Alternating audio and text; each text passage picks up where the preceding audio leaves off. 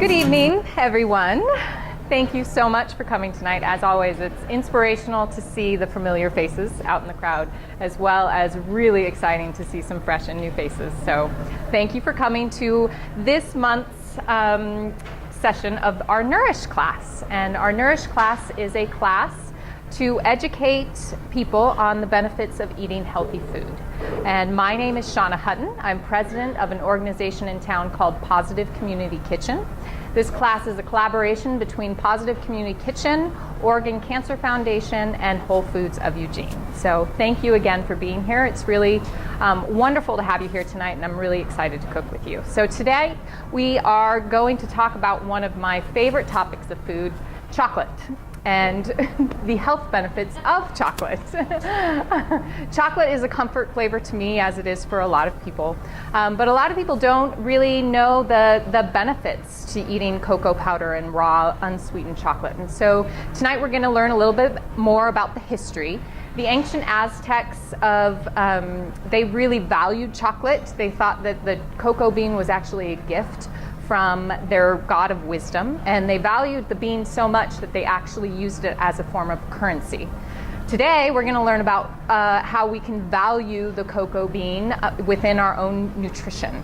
And so tonight we're going to be making two recipes. One is a savory recipe and one is a sweet recipe, and each recipe really integrates chocolate as a delicious and nutritious ingredient. Chocolate has nutritional benefits such as helping to increase blood flow. It also helps lower your blood pressure as well as your cholesterol, which thereby decreases your risk of heart disease. So to start off tonight, we are going to be making our savory recipe, which is a mole sauce. Mole is a term used for a variety of sauces used in Mexican cuisine. Usually it combines essential ingredients like warm spices and unsweetened chocolate.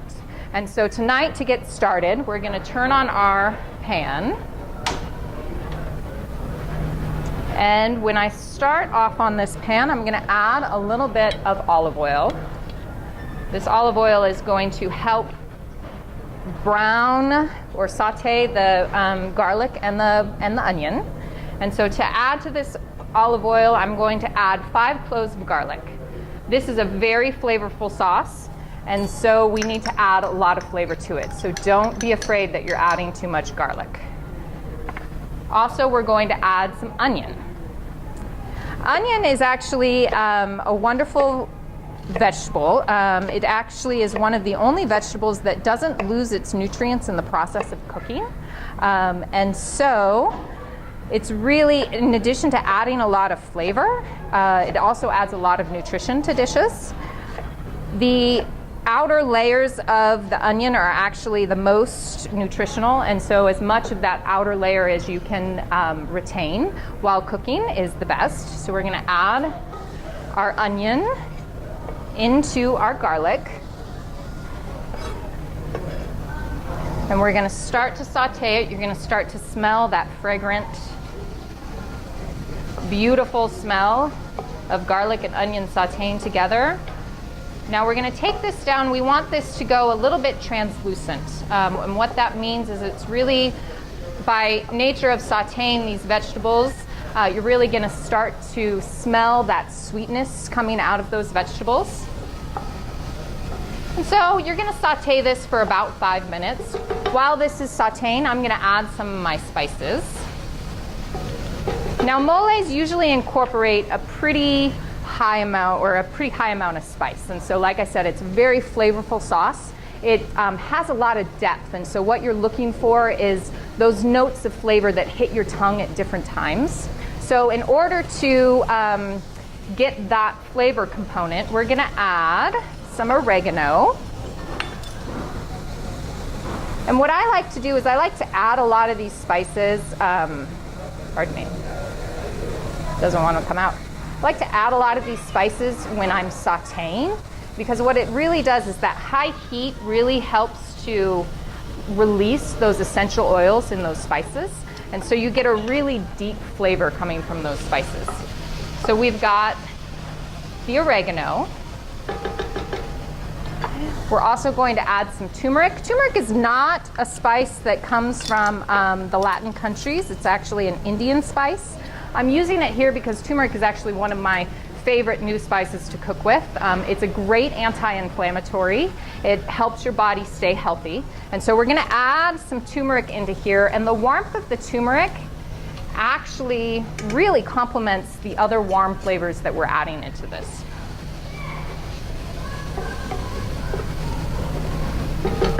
So we've got the turmeric in there. We're now going to add some allspice. Allspice has a very potent flavor, so we're just going to add a little bit of it. It's actually one spice. A lot of people are misled in regards to they think it's a mixing of different spices, but it's actually just one spice. It's a bean. And the name allspice actually comes from the English. When they first tasted it, they thought that it tasted a lot like cinnamon and clove and mixed together. And so that's where the name comes from. All right, in addition to this, we're gonna add some cinnamon. Cinnamon is usually used specifically in America in savory or in sweet dishes, but in a lot of other cultures, it's used in savory dishes, including kind of the Latin culture and the Indian culture. And so we're gonna add some cinnamon into there. And you're really gonna start to smell that warm spice coming from this pan with that cinnamon in there. Now we're gonna add some paprika. Paprika, in addition to being a really great flavor component, paprika has a lot of antioxidants packed into this little jar. And so it's a great addition to your nutritional cooking. So we're gonna add paprika, a little chili powder to help with that kind of Mexican flavor.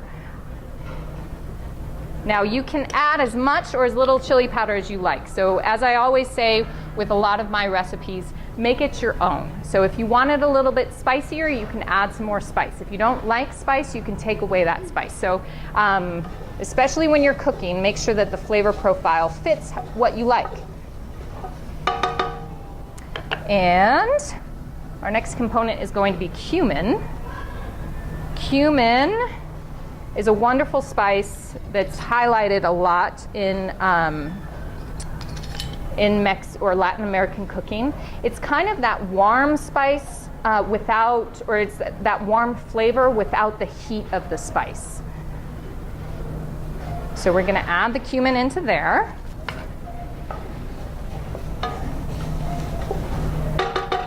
Perfect. And then to this, I'm going to add my fire roasted tomatoes. This is going to add some acidity. These tomatoes are going to add some acidity, which is going to help balance out the bitterness of the chocolate. I'm going to add that into there. Give it a little whirl. Make sure it gets pretty well incorporated. And then we're also going to add in some vegetable broth. You could substitute some chicken stock or even some bone broth if you want to increase the nutritional component. But we're keeping this as a vegetarian dish tonight. So we are going to add about 2 cups worth of this vegetable broth. This sauce, mole sauce, is traditionally served with meats, usually chicken or pork or something like this. Tonight we're going to do a vegetarian version, and we're going to serve it over some roasted sweet potatoes. And that sweetness of the potatoes is really going to highlight and complement the warm, savory components of this dish. So, it looks beautiful. Now we're going to add our chocolate. And this is cocoa powder, so unsweetened cocoa powder. We want about 2 tablespoons, so you want a good amount. A lot of people don't use chocolate in savory dishes like this. This highlights the bitterness. Like I said before, chocolate tends to be a little bit bitter. And so those warm spices, what you need to balance it out with, especially if you're not adding sugar as far as the dynamic is concerned to help balance that out, is you want to balance it out with some acidity, and you want to balance it out with some warm flavors. So we're going to add this into here. Now at this stage, we're going to add some salt and pepper. Make sure that chocolate is combined. It's going to start to look very creamy and beautiful, nice rich and dark color. So we're going to add some salt and pepper. Now the salt is really going to help enhance those flavors. And then also to this, which is not a normal traditional mole, I'm going to add some beans. Now the reason why I'm adding beans to this is for two reasons. One, to increase the nutritional content. I want to add fiber and I want to add protein.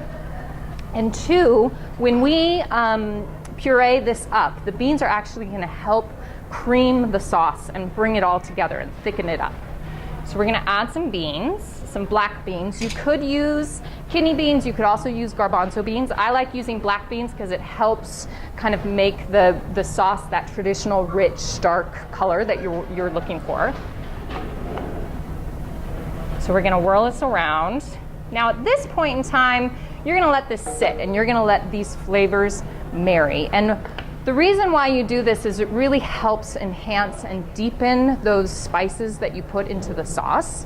And so you're going to let it kind of simmer for maybe about 20-30 minutes. At that point in time, you're going to turn off the heat. Now, if you're working with a pot that has a higher side to it, you could put an immersion blender in here and kind of immerse or blend it with the immersion blender. Or alternatively, you could take the sauce and you could put it into a blender. I'm going to blend it up, and you want it to go for a little while. The point, let me blend this up.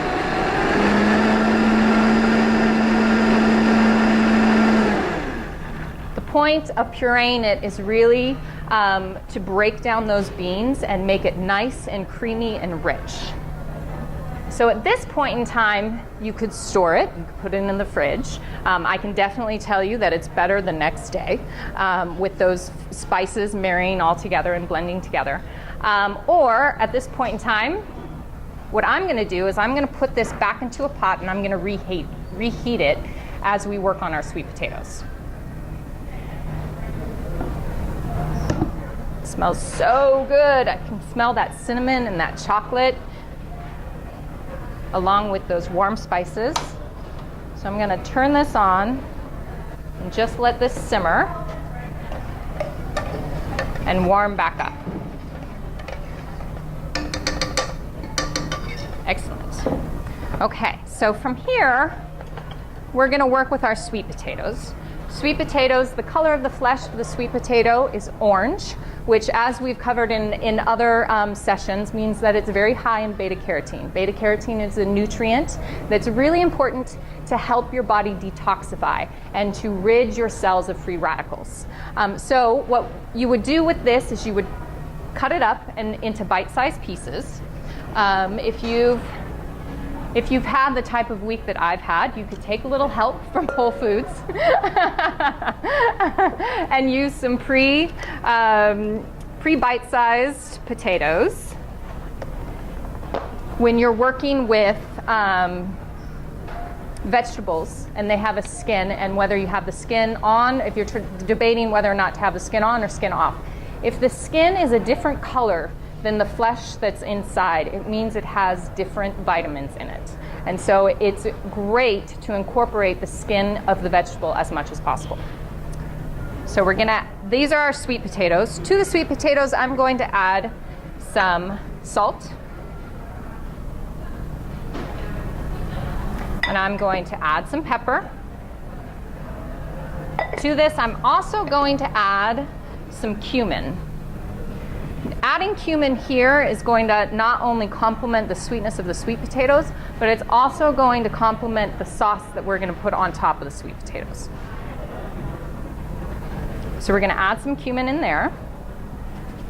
And then I'm going to take some olive oil. Now, my favorite part of roasted potatoes is the little crispy bits you get on the outside. I'm going to do everything I possibly can to make as many crispy bits as possible. And so in order to enhance the crispy nature of the potatoes, I'm adding some fat. And what that will do is it will help to caramelize the sugars that are on the outside of the potato and make them nice and brown.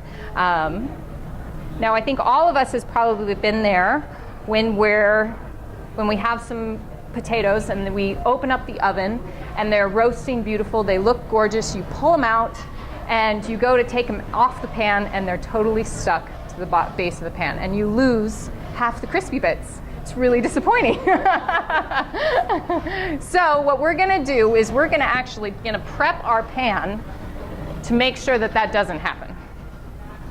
Our pan is here, and what I have done is I have put a base of parchment paper on the bottom.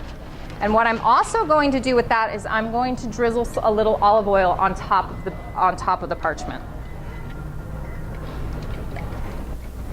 Just like that. I'm going to use my hand to kind of spread it around, make sure that it's covering all of that. Not only will this help make sure that the potatoes can be taken off the pan easily, but it'll also help a lot with cleanup. And then you're going to put your potatoes right on there. Very important as you're roasting potatoes and roasting vegetables that you create an even layer. You want the heat to surround every one of those pieces that are on the pan. And that's going to create even cooking, but it's also going to get you a nice roasting color and flavor. All right, so from here you would pop this in the oven for about 425 minutes, or at about 425. You're going to put it in for about 25 minutes. You can check up on it at about 15 minutes, and then make sure that everything's browning nicely. You might want to give it a little shake so that they scatter about and things like that, and then put it back in the oven for another 10 minutes, and they turn out beautifully. So Sarah, oh, I lost the heat on that. Sarah has the roasted potatoes. Thank you, my dear. And so they're still a little hot. We'll each get just a little bite that you can try with the sauce as well. Pardon me, I just want to make sure. So this is nice roasted potatoes, and then we're going to put some of the sauce on top. This is a wonderful side dish recipe. If you are looking at doing some grilled chicken or something like that, or even incorporating more of a vegetable diet, if you do tofu, the sauce works beautifully on pretty much any protein. It's gorgeous.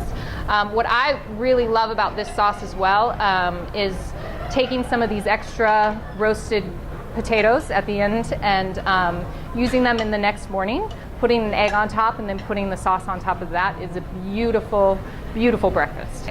What does everybody think? Pretty delicious. Chocolate as a savory spice is pretty amazing, along with adding some really great nutritional component into the sauce. Okay, our next recipe is our dessert recipe, which is a zucchini brownie. And so to start off, we're actually going to shred some zucchini. Now, if you're like me, come end of summer, you have a bunch of zucchini left that you're trying to get rid of. And so what I usually do is I pre-shred it, and I stick it in the freezer in like 1 cup or 2 cup increments. This is a great recipe to utilize that frozen zucchini, or you can also use a fresh zucchini. If you're using a fresh zucchini, what you would do to grate it is you would take off the ends and then use a grater. You want as fine a grater as you can get. You can also use a food processor for this step if you want to. And so you grate against the grater, and what you end up with is some beautiful shreds like this. Now these are pretty watery at this stage, and so what you would want to do is you put this in a colander, and usually what I do is I have a colander. Here's my bowl. I have a colander that's been lined with either some cheesecloth or dishcloth. And then I put that on top of my bowl, and I put the zucchini shreds, if I don't cover them up, put the zucchini shreds inside the cloth. And so I let this sit for about 15-20 minutes, and some of that moisture will start seeping through. And then what I do is I grab the cloth all together and I start to twist. And what that will do is it will release a lot of that moisture that's left in that zucchini. So what you have when you're done with that process is a dried out or a little bit drier. What you don't want is a lot of moisture into this recipe. You want to be able to add the moisture in, and so it's a little bit dried out. The consistency will work a lot better for you than if you just used the regular shredded zucchini. So we're going to add this zucchini into a large bowl. We're also going to add some applesauce. We're adding the applesauce to reduce the amount of processed sugar that we need for this recipe. And so we're going to add some applesauce into there. We're also adding some flaxseed. This recipe is actually a vegan recipe. Flaxseed here is not only going to add some fiber and some plant-based omega-3s, which are really great for your heart, but they're also acting as an egg substitute. Flaxseed and chia seeds are really great egg substitutes if you're looking to decrease the amount of animal product that's in your diet. So we're going to add about 3 tablespoons of flaxseed into that. We're going to add some water. This is actually just about a cup of water that we're going to add into this mixture here. And we're going to whirl this around. Now we're going to let this sit for about 5 minutes. We're going to add a little bit of vanilla to it, but what that's going to enable that flaxseed to do is start to thicken. It's actually going to look somewhat congealed, and that's what you want. That's how you know that it's going to react a lot like an egg would with it in your recipe. So we'll add just a little bit of vanilla in here as well. So as you let this sit, have a rogue onion going. As you let this sit, you can work on your dry ingredients. Now over here, we're going to incorporate some cocoa powder. Cocoa powder has actually recently been studied for skin health and increasing the blood flow to your skin. It can actually help protect your skin against sun damage, which is really interesting. To this, we're going to also incorporate some turbinado sugar. Turbinado sugar is a less processed form of sugar, like white sugar or something like that. I try and use as natural-based sugars as possible. So this is a sugar that reacts very similarly to a white sugar, but it still retains a lot of the nutritional benefits of regular cane sugar. So we're going to add that into there. We also have some coconut flour. You can either use coconut flour or you can use a gluten-free baking blend flour, which is pretty much available in all markets these days. We're going to add some salt and we're going to add some baking soda. Now, salt is a really integral ingredient to this recipe. We are trying to decrease the sugar content in this recipe. In order to do that, we want to enhance as much of the sweetness as possible, and salt is a flavor enhancer. So a little salt in this recipe goes a long way because it really helps accentuate the sweetness that we've added in here. So we add that into here, and we're just going to mix this through. And now we're going to mix our dry ingredients with our wet ingredients. Like so. And then to this, we're going to add some coconut oil.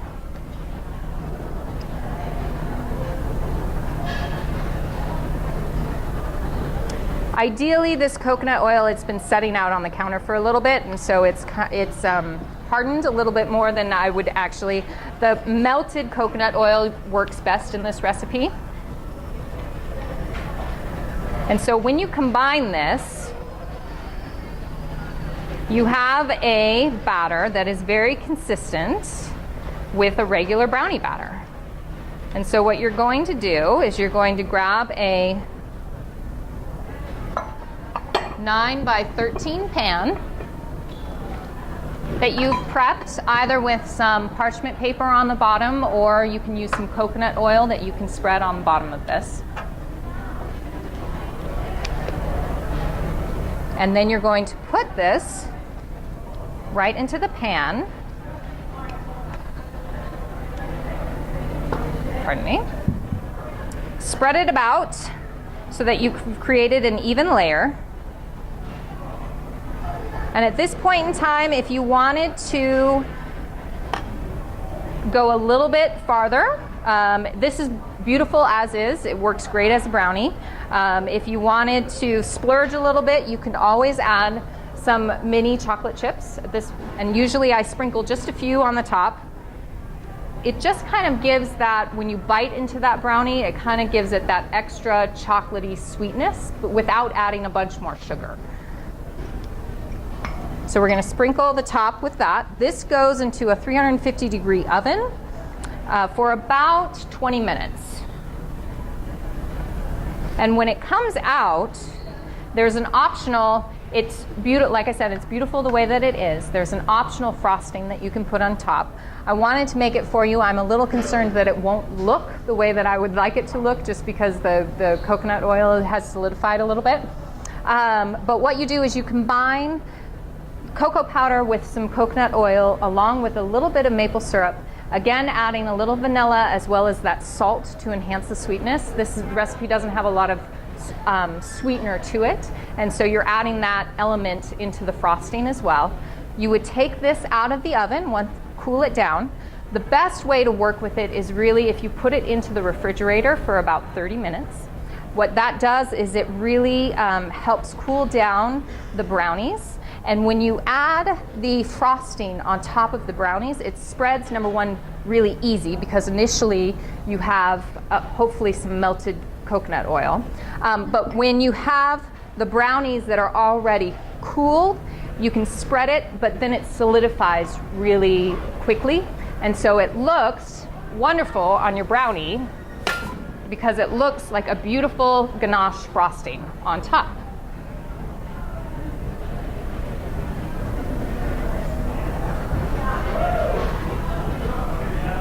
So as these are passed around, and you can try a little bit of it, I hope you really like it. Yeah. What's the debate about coconut oil? Some say it's healthy, good for you. Others say coconut is solid. So coconut oil, there is a debate right now surrounding about the health benefits of coconut oil. Coconut in general has a nutritional component in it called lauric acid. Lauric acid is something as a nutritional component that's also in mother's milk, breast milk, and so it's really great for your immune system. The debate over whether or not coconut oil is healthy is surrounded by the fact that it is mostly comprised of saturated fat. The saturated fat that's in coconut oil is what's called medium chain triglycerides.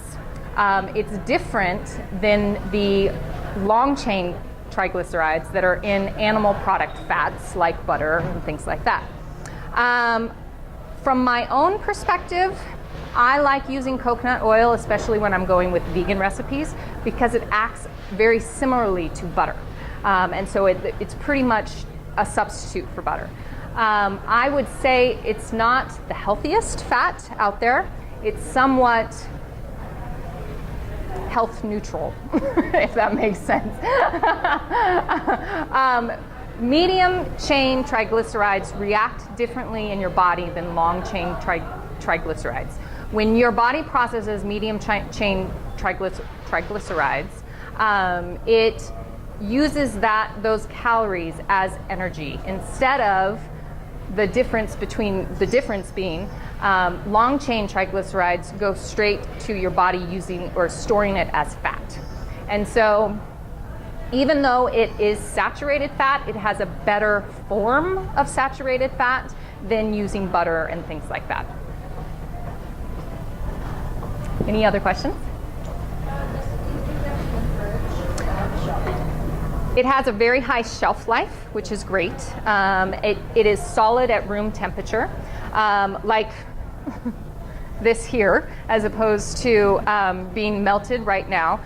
It's a solid at about 75 degrees, and which is why with the brownies that you're eating, storing them in the fridge is the best, so that your frosting doesn't become runny. But it is able to be stored directly on the shelf. If you are looking for more recipes like this, we are intending to post a lot of these recipes on the PCK website, which is positivecommunitykitchen.org. Hopefully we'll have a Nourish tab up there soon, and you can go to that website and get some of the other recipes that we've already made for the class. We also have a cookbook, and so if you're interested in buying one of our cookbooks, you can also go to that website and get even more recipes that integrate these nutritional components for your diet. So, thank you all so much.